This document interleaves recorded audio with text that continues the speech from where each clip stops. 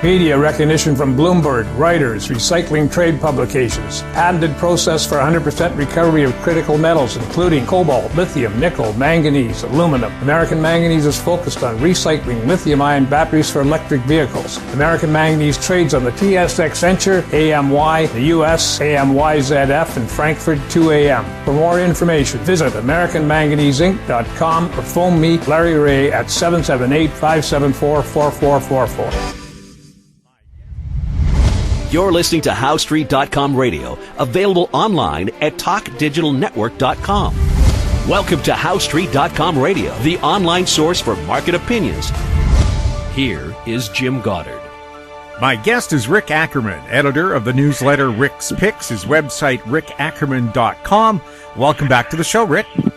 Always a pleasure, Jim. I'm currently on the New Jersey shore, just enjoying the change of weather. It was like winter here a week ago, but it's 90s now and looking more like summer. So you're hanging out with The Situation and Snooki? The stars situation? of the Jersey Shore? You know what? That's a whole other Jersey Shore. I grew up in South Jersey, and the types that are represented in that show were unrecognizable to anybody that I grew up with. You know, they're just, I don't know. They were the simian branch of New Jerseyites. Rick, Bitcoin, is it shot its wad? Yeah, I think, I hesitate to say that it's had it because we've got a lot of big players who are trapped at higher prices. And, they've been doing nothing but talking their book now for quite a while. A lot of them made a lot of money, and I don't think they'd be too disappointed to cash out right here, even at half the prices that obtained some time ago. So it's been a really good play, and some smart guys got in early, but you can see the whole constellation of things right now that are arrayed against Bitcoin, not the least of which is Elon Musk's change of heart. And also China's change of heart as well. But by now, with the wild fluctuations that we've seen in Bitcoin's price, anybody, even the bulls, can pretty much understand why it's never going to work that well as money. Well, of course, China, let's see, last April they banned Bitcoin. Then a few months ago they encouraged people to get Bitcoin, and then they probably realized what a drain it was on the power grid, and then they said we're going to ban Bitcoin again. Can governments really ban it if it's something that's a secret blockchain? I don't even think they would have to bother banning it. When you do things like that, you make enemies. You inspire insurrection, but they can regulate it in ways that would make Bitcoin not only more onerous to buy and trade for speculative purposes, but certainly to commit crimes with. I'm also seeing this proposal that a lot of countries are going along with, and I think it might be a UN thing, which makes it scary. A minimum 15% corporate tax no matter where your company is incorporated. Is that scary for big business, or will they still find a way around it? Yeah, is that cool or what?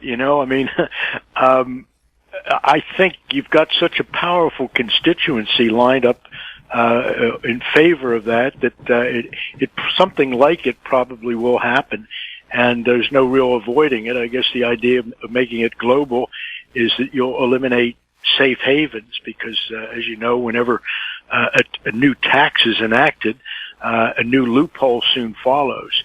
So it'll be interesting to see whether this proposal takes root globally and whether they can essentially keep any loopholes from opening. How, if it's worldwide, would there still be players, though, who decide we're not going to go along with this global scheme, or would they be somehow excluded from the rest of the world club? Well, for sure, you have sovereign states that take the same attitude that some of the U.S. states take, such as Connecticut. You can tax the hell out of all your residents, but we would like to welcome them to our tax-free state. And, countries that break ranks with the idea of a 15% global tax are going to enjoy the creation of more businesses. So, there'll definitely be countries on the right side of that issue, meaning in favor of capitalism. Now, there are some countries that make a living being tax-free havens. They're relying on these rich people to holiday in the same place, I guess, and drop some cash so they get some cash benefit from it. And there's probably kickbacks to the banks that accept the money as well. Yeah, and there'll probably be a lot of pressure on those havens from a regulatory standpoint. Some of them are, I guess, approach the threshold of tax shams. But really, I think there's a legitimate reason for a country to say, hey, we're not on board with this 15% surtax or whatever you call it. And I think at the root libertarian level, there's no justification to tax corporations at all. The money, every dime that a company makes flows through to someone else, ultimately to directors who pay taxes, to workers who pay taxes. So, if you think that that's somehow, if a tax break were passed and the corporate tax were eliminated altogether, then in theory, anybody who rejects that idea can still benefit from it simply by buying shares in this company that now is even more profitable. But I don't think there's a compelling reason to tax companies at all. You can collect taxes from the earners, from the dividend recipients, and everybody else. There's also talk about having to register cryptocurrency transactions over $10,000 with the IRS. How's that floating? Yeah, I tend to think even the IRS doesn't need new headaches like that, but it's just sort of it's probably an idle threat. We'll have more with Rick Ackerman right after this. Engineer Gold Mines is focused on the exploration and development of the historic high-grade Engineer Gold Mine situated 32 kilometers southwest of Atlin, British Columbia. Engineer Gold Mines is fully permitted for surface and underground exploration with the drill program now underway. Engineer Gold Mines Limited trades on the TSX Venture Exchange, symbol EAU. For more information, please visit us at engineergoldmines.com. Don't miss out. Stay informed. Receive the HowStreet.com weekly recap with thought-provoking podcasts, radio, and articles delivered to your inbox. Sign up for the HowStreet.com weekly recap on our homepage at HowStreet.com. Welcome back. I'm speaking with Rick Ackerman. Rick, I'm seeing ads on TV saying I was here in the crash of 1929. I was here when things went sideways in the 80s. I was here when real estate went down. I'm gold. I'm trusty. I'm reliable. You should still rely on me. Should people rely on gold? Absolutely. I've in the last couple of discussions we've had, I've been advocating what I call a barbell strategy, which would be gold and bonds. They act very logically, one a hedge against the other, and it's conceivable that both could rise under extreme circumstances or even not so extreme. But I've always felt that gold, even if it's not bound for $50,000 an ounce or even $5,000, I do believe that it's going to hold its purchasing power relative to any other asset you could hold. So gold has a pretty good track record going back thousands of years, and I do think that it's finally gotten off the launching pad. It's been in a bull market for some time, but a stagnating bull, just kind of waiting for an opportunity. And the idea that everybody out there is kind of rattled about so-called fear of an inflation spiral. It's been amazing to me that gold didn't catch and silver didn't catch fire earlier, but I think they're finally catching fire, and to own it here is really, it feels like a no-brainer. It's almost like a free call. So some days it'll be quiet, and there's certainly no mania in gold and silver, but there will be one eventually. But I just think, I've got targets above 2,000 right now at a minimum, and I think it's almost a risk-free bet at this point. What does that tell us about what's going to happen with silver? Well, you got to like silver because it not only enjoys the benefit of being an inflation hedge, but it's certainly a very useful commodity. It's used industrially around the world. So whatever supply of silver is available has two, it's got the real users out there, real consumers. So and I also, I wrote a very bullish thing on bullion a couple weeks ago. I talked with a friend of mine from the hedge fund world, and he has been accreting silver since January, and he buys most of it through Monex. And typically, from the time he orders, they get the physical gold to him within 3 to 4 days, and they advertise huge availability. Just buy Monex and for problem-free transactions in silver. So he ordered up 100 big bars, 1,000-ounce bars, and I think the order was somewhere in the neighborhood of, it was about a $3 million order for silver. And they said, well, we can't deliver this time in just a few days. It's going to take at least 3 weeks to get the silver to you.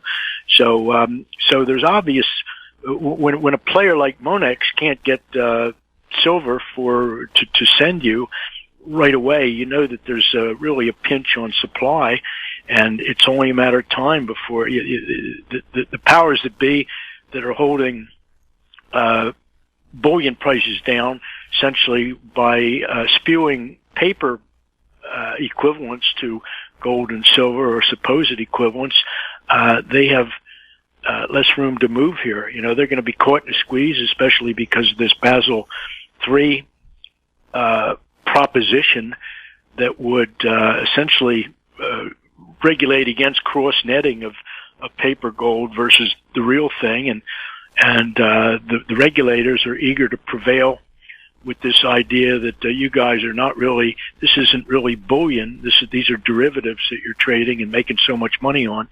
So and that would be across many markets. It's not just gold and silver the regulators are going after, but the central banks feel like some of the flows in these cockamamie derivative instruments are so huge that they disrupt the credit cycles that the central banks themselves are trying to control. So I think that's eventually going to take hold. Could you see the so-called Reddit gang take a charge at silver and try to do to it what they did to GameStop and AMC? Those idiots couldn't take a charge at peanut butter. They made a declaration about going at a silver, but none of them, all of them put together, aren't as smart as Bunky Hunt. And of course, he failed to corner silver. The rules have a way of changing when somebody gets involved in that way, but they're not big enough players, really. It's one thing to drive Hertz or GameStop or AMC into a short squeeze parabola, but they're up against a much bigger creature there with the silver markets. We're talking J.P. Morgan and so on, aren't we? Yeah, to name just one, really. I mean, the bullion players. I think there are 21 big banks that are licensed that are essentially listed as bullion bankers, and they're certainly not going to roll over for these Reddit hooligans.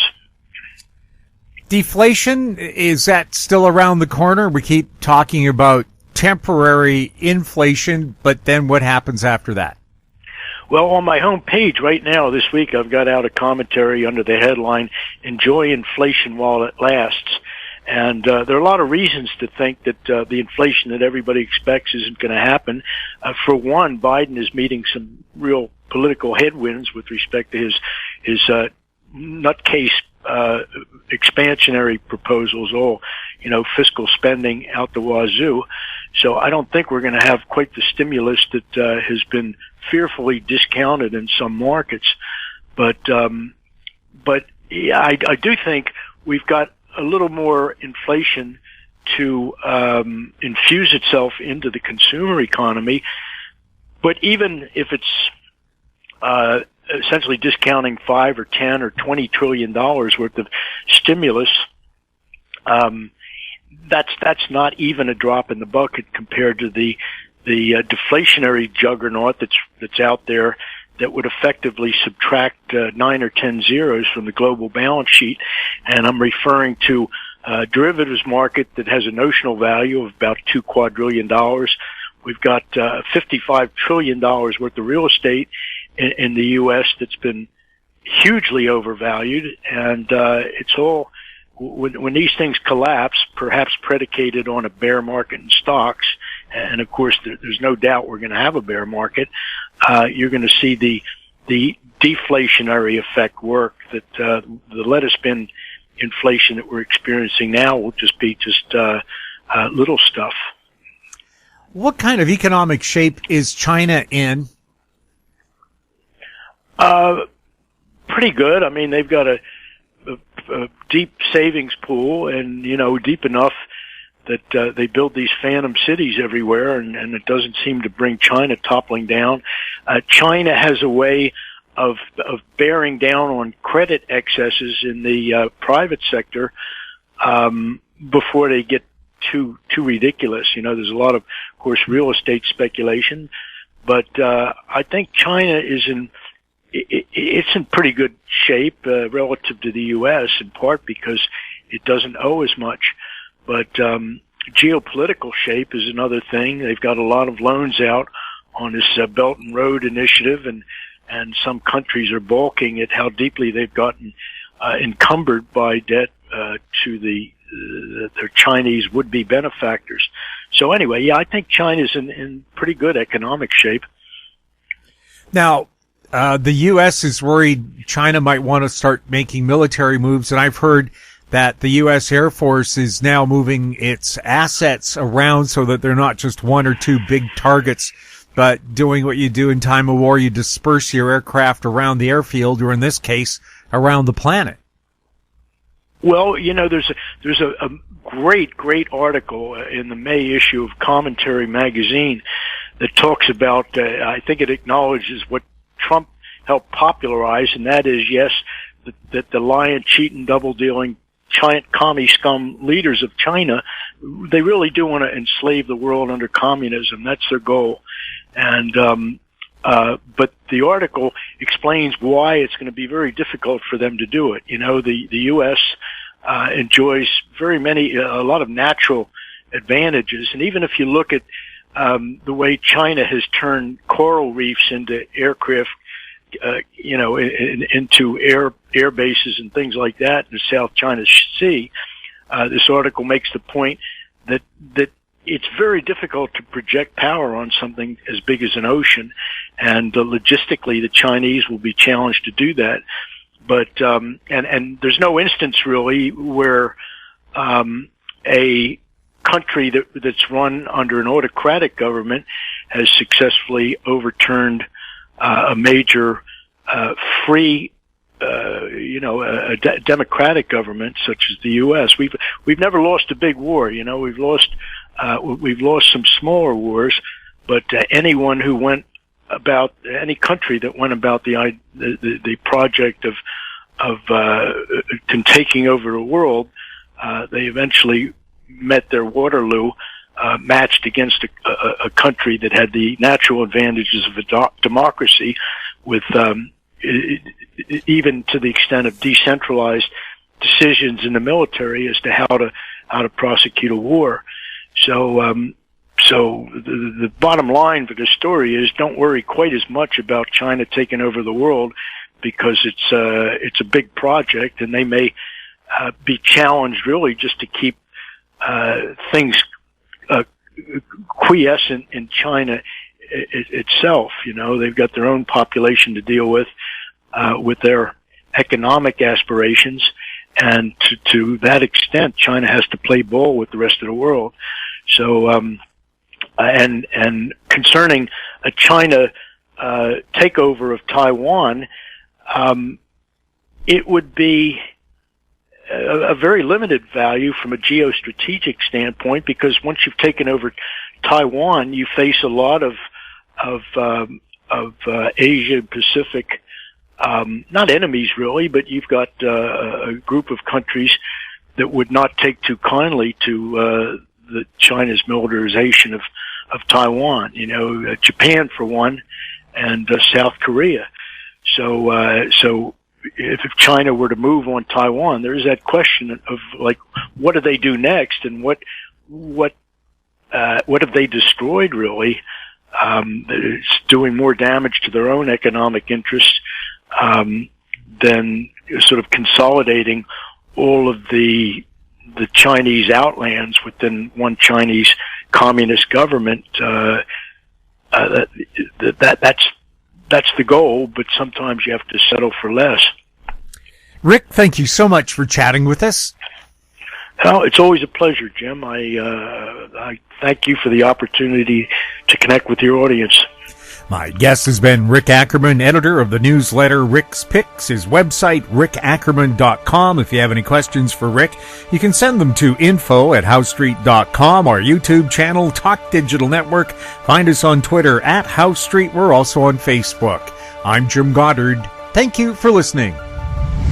Comments made on HowStreet.com radio are an expression of opinion only and should not be construed in any matter whatsoever as recommendations to buy or sell any financial instrument at any time. Available online at TalkDigitalNetwork.com. HowStreet.com radio is a production of HowStreet Media Incorporated.